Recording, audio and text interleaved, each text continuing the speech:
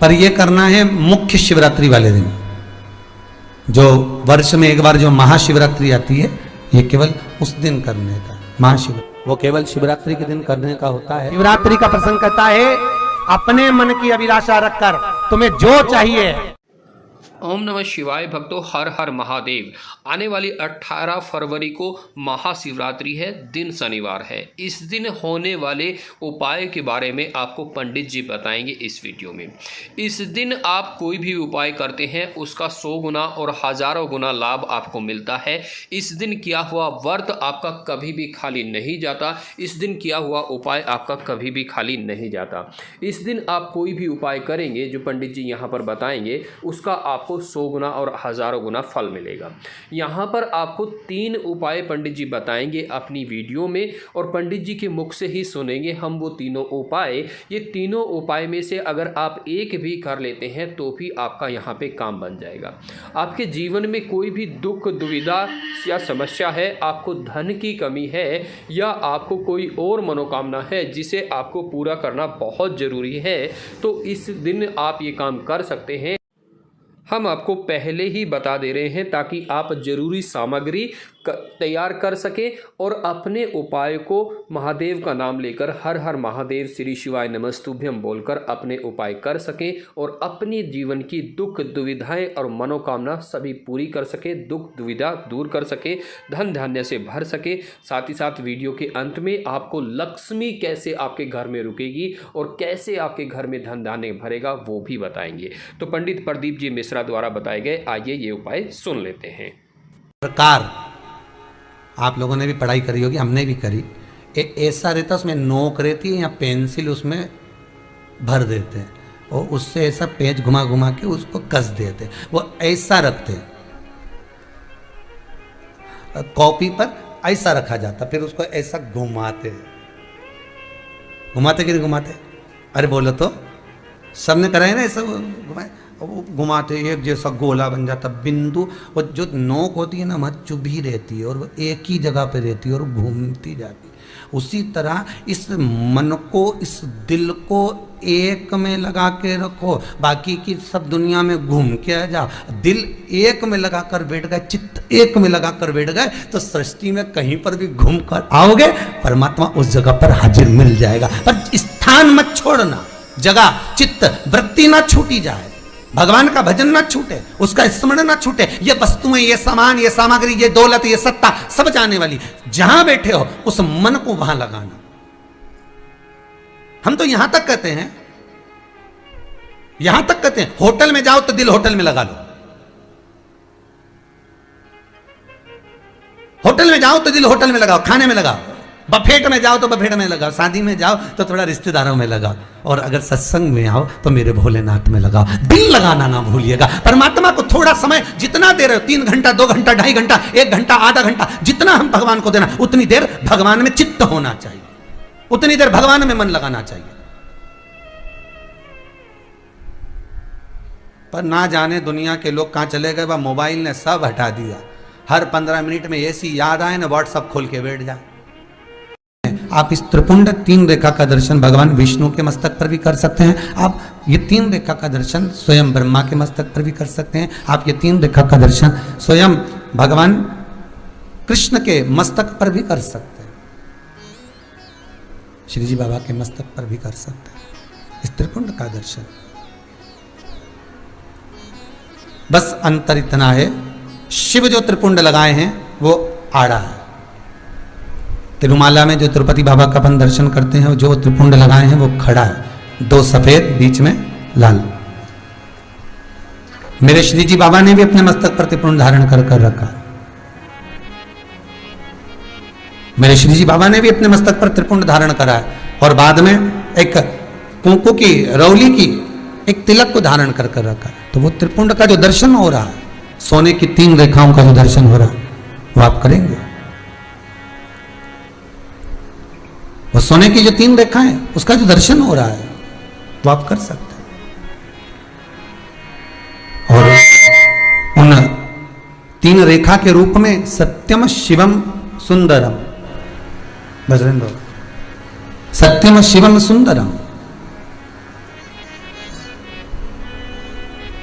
वो 3 रेखा के रूप में दर्शाया गया। तो शिव महापुराण की कथा कर रही है, गंगा शिव महापुराण की कथा कर रही है। तो जो शिव अपने पास धारण कर रहे हैं, भगवान 33 कोटि देवताओं को भी दे रहे हैं, और 33 कोटि देवता जिन चीजों को धारण कर रहे हैं वो संसार के मनुष्यों को भी दे रहे हैं, संसार के मानव को भी प्रदान कर रहे हैं। बहुत ध्यान दीजिएगा महाराज, एक कथा बड़ी सुंदर है कि आप चाहते हैं कि कोई रोग हमको ना घेरे, आप चाहते हैं कि कोई रोग हमको ना घेरे, और आपको लग रहा है कि कोई रोग ऐसा है जो घेर रहा है, या कोई शरीर में ऐसा रोग उत्पन्न होने वाला है, या कोई बीमारी ऐसी उत्पन्न होने वाली है। तो उसके लिए सबसे सुंदर तरीका कि शंकर जी पर अलोनी जो गोबरी होती है, गोबरी जानते हो, कंडा, अलोना कंडा, अलोनी गोबरी, मतलब गाय ने गोबर करा और वो सूख गया, उसको थापा नहीं गया, हाथ से कंडा नहीं बनाया गया, गोबरी नहीं बनाई गई, केवल गाय ने गोबर करा, वो सूख गया, और वो सूखा हुआ जो गोबर है उसको जलाकर जो भस्म तैयार करी है, उसको जलाकर जो हमने राख तैयार करी है, भस्म बनाई है, उस भस्म को जो तैयार करा गया है वो भस्म शिव को जो हमने समर्पित करा। पर ये करना है मुख्य शिवरात्रि वाले दिन, जो वर्ष में एक बार जो महाशिवरात्रि आती है, ये केवल उस दिन करने का, महाशिवरात्रि वाले दिन। उस भस्म को सफेद वस्त्र में लिया और बाबा पर, शंकर जी का जो मंदिर आपके करीब में हो, शिव का जो धाम आपके पास में हो, वहां बाबा पर समर्पित करी। उसी भस्म को हम उठा कर लिया, और यदि आप भस्म नहीं चढ़ा सकते तो कभी विश्वनाथ जाएं तो वहां से भस्म लिया, कभी उज्जैनी जाएं तो वहां से भस्म लिया। उस भस्म को हम यदि अपनी नाभि से वक्ष स्थल के मध्य में त्रिपुंड लगा लेते हैं, कब लगाना है, या तो प्रदोष की प्रदोष लगा लो, या सोमवार की सोमवार लगा लो, या फिर 12 महीने शिवरात्रि आती है, प्रत्येक शिवरात्रि पर लगा लो। जीवन में अगर आप मात्र 1 महीने में 1 बार भी त्रिपुंड अपने वक्ष स्थल के नजदीक में नाभि से ऊपर अगर लगा लेते हैं महाराज, तो ऐसा कोई बड़ा रोग आपकी जिंदगी में प्रवेश कर ही नहीं सकता। इस शरीर के अंदर, इस शरीर के अंदर भस्म में जो सुख है, भस्म का जो आनंद है, भस्म का जो रस तत्व है, उसको समझिए।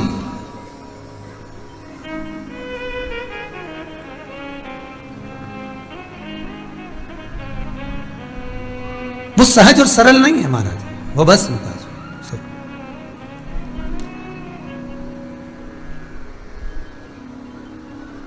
नीम लड़े त्रिपुरारी से मैं उनकी हो गई, मेरे मन में नहीं है धीर, सखीरी में काशी जाऊंगी। कहते हैं मात्र 12 स्थान पर जो भस्म का प्रमाण कहा गया, मस्तक की, कंठ की, कर्णों की, भुजा की, कलाई की, वक्षस्थल, नाभिकोश,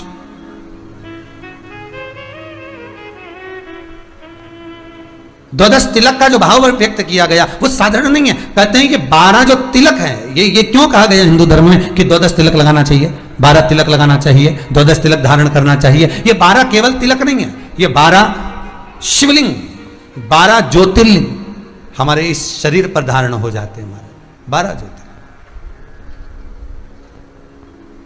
केवल वो तिलक नहीं है, वो 12 ज्योतिर्लिंग संपूर्ण शरीर पर, संपूर्ण। अच्छा, एक प्रश्न बड़ा सुंदर आता है कि महाराज जी ये आप कहते हो कि 12 ज्योतिर्लिंग संपूर्ण शरीर पर तिलक लगाने पर प्राप्त हो जाता है, तो जब हम शंकर को त्रिपुंड लगाते हैं, जब हम शिव को त्रिपुंड लगाते हैं या शंकर पर हम भस्म चढ़ाते हैं, तो वो 12 जगह पर लगाएं कि एक ही जगह पर लगाएं? तो शिव महापुराण की कथा कहती है 12 जगह पर लगाने की जरूरत नहीं। भगवान शंकर को अगर आप भस्म चढ़ा रहे हो तो या तो ऊपर भी चढ़ा दोगे चल जाएगा, और अगर त्रिपुंड भस्म का लगा रहे हो तो एक ही लगाओगे तो भी वो श्रेष्ठ 12 के लिए ही हो जाएगा।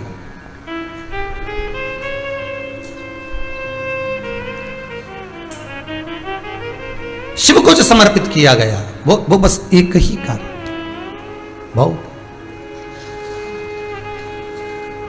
यहां तक शिव पुराण कहती है अगर केवल शंकर को रिझा लिया तो राम भी मिल गए, कृष्ण भी मिल गए, विष्णु भी मिल गए, ब्रह्मा भी मिल गए, देवी भी मिल गई, देवता भी मिल गए, केवल एक शिव को रिझाने पर। एक लोटा पानी एक कलश जल शंकर को जब हम समर्पित करते हैं तो केवल एक शिव को समर्पित नहीं करते, 33 कोटि देवता भी उसका भाग ग्रहण करते हैं महाराज। केवल एक शिव नहीं, 33 कोटि देव भी उसको ग्रहण करते।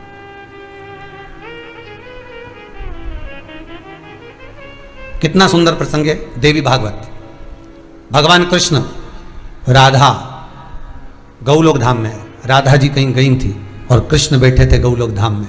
सुंदर झूले पर मेरे बाबा, मेरे ठाकुर, मेरा कृष्ण झूल रहे हैं, सुंदर झूले।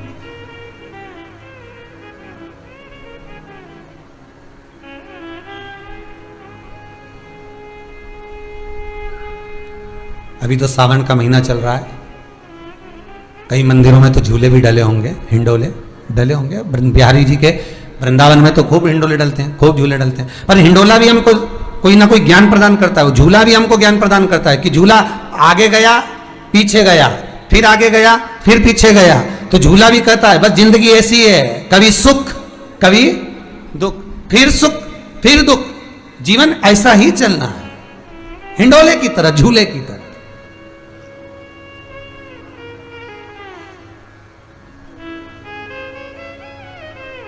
झूला कहता ही है। महाराज भगवान कृष्ण झूले पर विराजमान थे महाराज, और झूले पर भगवान कृष्ण बैठे थे। उसी समय पर गंगा मैया एक स्त्री का रूप धरकर, बड़ा सुंदर माता ने रूप धारण करा, और गंगा मैया भगवान कृष्ण को एक टक लगाकर देख रही हैं, भगवान कृष्ण को देख रही हैं। राधा जी का आगमन हुआ। राधा जी जब आई तो उन्होंने ठाकुर जी को देखा, ठाकुर जी गंगा जी को देख रहे थे, गंगा ठाकुर जी को देख रही थी। अब इतने में तो राधा जी का हृदय जल गया। राधा जी को लगा, होता है भाई, जब आप पति के साथ कहीं जाएं, एक सहज भाषा में समझे, और कोई आपके पति को देख रहा हो, पति किसी को देख रहा हो, तो हृदय तो आपका भी जलेगा ना कि भाई ये क्या हो रहा है। गंगा को देखा तो गंगा भगवान कृष्ण को देख रही थी, कृष्ण गंगा जी को निहार रहे थे, पर दोनों के देखने में अंतर है। गंगा जब भगवान को निहार रही है तो इस भाव से निहार रही है कि ठाकुर मैं आपके चरणारविंद में रहने वाली, आपने गजब कर दिया, मुझे शंकर की जटा में ले जाकर छोड़ दिया, बड़ी कृपा करी। तो गंगा भगवान कृष्ण का साधुवाद कर रही है।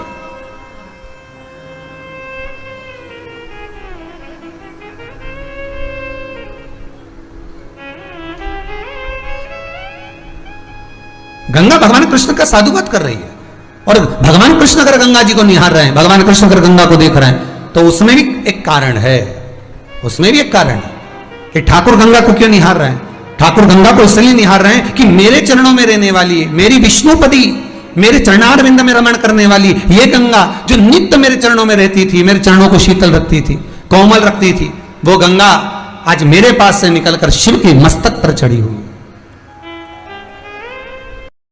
ओम नमः शिवाय। हर हर महादेव भक्तों, अभी हम आपको दूसरा उपाय यहाँ पर दिखाते हैं। धतूरे का बहुत अच्छा क्रम है महाराज, वो केवल शिवरात्रि के दिन करने का होता है। कहते हैं जिसका व्यापार ना चले, व्यवसाय ना चल रहा हो, बहुत ज्यादा कष्ट में जीवन निकल रहा हो और बहुत ही ज्यादा तकलीफ हो रही हो, तो धतूरे को हल्दी में डुबोकर शंकर भगवान को शिवरात्रि के दिन रात को 12 बजे समर्पित करें। उस धतूरे को वापस उठा लाएं 5-10 मिनट के बाद, श्री शिवाय नमस्तुभ्यम बोलकर लाल कपड़े में उसको बांधकर व्यापार वाली जगह में कहीं पर भी उसको बांध दिया जाए। व्यापार पीछे नहीं हटता, व्यापार अग्रण्य भाव में बढ़ता चले जाता है। महाराज उस धतूरे को केवल परंतु शिवरात्रि के दिन रात को 12 बजे ही किया जाए, हल्दी में डुबोना पड़ता है।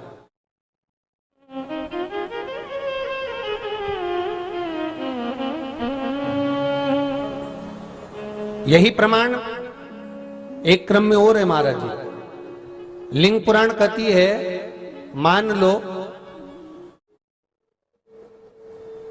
किसी व्यक्ति को कोई एक भारी बीमारी हो गई, बड़ा रोग हो गया, और वो रोग डॉक्टर कह रहा है कि ये ठीक नहीं होना है, बहुत तकलीफ उसमें है और कष्ट ही कष्ट है, वो ठीक नहीं हो रहा, दवाइयां लग रही, गोलियां खा रहे हैं। तो महाराज उसका भी वर्णन है। 7 धतूरे, कितने धतूरे लेना है? 7 धतूरे। कोई सी भी शिवरात्रि से मतलब महीने में एक बार शिवरात्रि आती है, प्रत्येक महीने आती है, किसी भी शिवरात्रि के दिन 7 धतूरे लेकर एक धतूरे में मौली, लच्छा, नाड़ा लपेटकर चंद्रमौली भगवान का स्मरण कर उस मौली को लपेटकर 6 धतूरे में हल्दी लगाकर शंकर भगवान की जो जलाधारी है, जलाधारी में आपको पहले भी वर्णन किया है, शंकर भगवान का ये शिवलिंग है, ये जलाधारी है, ये भगवान का जल निकलने का स्रोत, चरणारविंद का भाव। शिवलिंग जहां रखा हुआ है ये पार्वती जी का हस्त कमल है, जो ये गोल भाग है ये पार्वती का हस्त कमल है, जहां शिवलिंग रखा है। जहां से जल नीचे गिरता है उसके सीधे भाग में श्री गणेश जी महाराज का स्थान है, उसके उल्टे भाग में श्री कार्तिकेय जी का स्थान है। जलाधारी के सामने एक मोटी सी लाइन होती है, कहीं सांप बना होता है, कहीं स्थान बना होता है। जो मोटी सी लाइन है ये शंकर भगवान की सबसे छोटी लड़की अशोक सुंदरी का स्थान है। जलाधारी के ऊपर जो 3 टेकी लगी है ये भृगु ऋषि का भृंगी गण का स्थान है। इसके ऊपर जो कलश है, कलश में जो पानी भरा जाता है वो पानी जो बूंद बूंद नीचे गिरता है ये शंकर भगवान की 5 लड़कियों का स्थान है। जया, विषहरा, सामरीबारी, धोतली और देव, ये 5 लड़कियों का स्थान है। शंकर भगवान का संपूर्ण परिवार शिवलिंग के सामने से जहां से जल चालू होता है गिरने के लिए नीचे की ओर जब जल जाता है उस स्थान पर भगवान शंकर के सारे गणों का स्थान है। फिर जब जल बहकर सामने की ओर जाता है, जितनी दूर तक जल जाता है उतनी दूर तक भगवान शंकर के उस जल भाग को ग्रहण करने के लिए 33 कोटि देवताओं का स्थान है। इसलिए उस जल को हम लांघते नहीं है, क्योंकि वहां 33 कोटि देवता विराजमान रहते हैं महाराज। तो जो बीमारी डॉक्टर ने बता दी और बहुत बड़ा रोग हो गया और शरीर में कष्ट है, ठीक नहीं हो रहा, चाहे लीवर से जुड़ा हो, चाहे किडनी से जुड़ा हो, चाहे कैंसर से जुड़ा हो, और मान लो शरीर में कहीं गांठ भी हो गई है और वो मिटी नहीं रही हो, तो महाराज निवेदन है 7 धतूरे, एक धतूरे पर मौली लपेटकर वो शंकर जी के शिवलिंग के ऊपर चढ़ाना। 6 धतूरे, उसमें से एक धतूरा भगवान श्री गणेश जी का स्थान, दूसरा धतूरा श्री कार्तिकेय जी का स्थान, तीसरा धतूरा अशोक सुंदरी का स्थान। महाराज शंकर भगवान की जगदम्बा जी के हस्त कमल के ऊपर एक धतूरा, 5, एक धतूरा जहां से जल नीचे की ओर बहकर जा रहा हो, पानी जिस जगह से नीचे गिर रहा हो बिल्कुल वहीं पर एक धतूरा चढ़ा देना है। उस धतूरे को चढ़ाने के बाद वो धतूरा वापस लेकर आना है। अवधूतेश्वर महादेव का नाम लेकर या चंपेश्वर महादेव का नाम लेकर उस धतूरे को जो बीमार व्यक्ति है उसका स्पर्श कराकर बेलपत्री के पेड़ के नीचे पटकवा देना है महाराज। धीरे धीरे रोग में आराम मिलना प्रारंभ हो जाता है, औषधियां धीरे धीरे समाप्त हो जाती हैं और व्यक्ति स्वस्थ हो जाता है। ये केवल शिवरात्रि के दिन ही होता, 12 महीने शिवरात्रि आती है, आप किसी भी शिवरात्रि को कर सकते हो, किसी भी शिवरात्रि। ओम नमः शिवाय, हर हर महादेव। अब हम आपको तीसरा उपाय पंडित प्रदीप मिश्रा जी द्वारा बताया गया उपाय दिखाते हैं। वीडियो के अंत में आपको दिखाएंगे एक ऐसी वीडियो जो आपको कभी भी निर्धन नहीं होने देगी। शिवरात्रि का प्रसंग कहता है अपने मन की अभिलाषा रखकर तुम्हें जो चाहिए, एक काली मिर्ची और काली तिल्ली के 7 दाने, एक काली मिर्ची और काली तिल्ली के कितने दाने?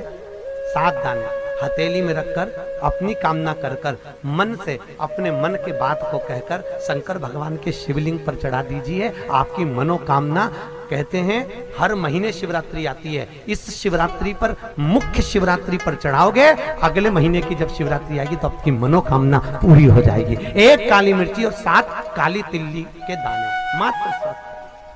महाराज जिसके घर में क्लेश रहता हो, बहुत ज्यादा लड़ाई झगड़े हो रहे हैं, सास बहू के झगड़े, ना बहू कुछ सुनने को तैयार ना सास सुनने को तैयार, और घर में बेचारे पुरुषों की आफत, यहाँ भाई भाई झगड़ रहे हो, सास बहुएं झगड़ रही हो, कुछ मत करिए। गेहूं की बाली को तोड़ो, गेहूं की बाली जानते हो ना, जिसमें आप लोग, तो गेहूं की बाली को तोड़ना है और बाली 7 बाली तोड़कर अपने घर में घुमाकर अपने घर का नाम और गोत्र बोलकर उसको शंकर को समर्पित कर दीजिए। जिंदगी में कभी सास बहू का झगड़ा नहीं होगा महाराज। शिवरात्रि के दिन उसको समर्पित करिए। आपके घर में कभी क्लेश नहीं मच सकता। 12 महीने शिवरात्रि आती है और शिवरात्रि के दिन रात्रि को 12 बजे शंकर भगवान पर एक धतूरा चढ़ा दो। क्या चढ़ाना है? जम के बोलिए जरा, धतूरा। ये शंकर भगवान को धतूरा चढ़ा दो। 12 बजे रात्रि को शिव जी पे धतूरा चढ़ाओ, आधे घंटे तक धतूरा चढ़े रहने दो और आप श्री शिवाय नमस्तुभ्यम का जाप करो। जिस शंकर जी पे धतूरा चढ़ाए उस मंदिर के बाहर बैठकर कौन सा मंत्र जपना है? श्री शिवाय नमस्तुभ्यम। फिर से बोलो, श्री शिवाय नमस्तुभ्यम। धतूरा चढ़ाकर श्री शिवाय नमस्तुभ्यम का स्मरण करिए।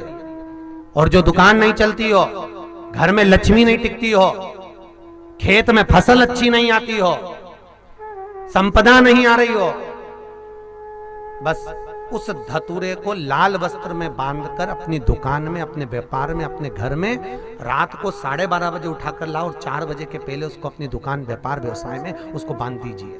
और अगर जो जमीन फसल सही नहीं दे रही हो उस जमीन में ले जाकर गाड़ दीजिए।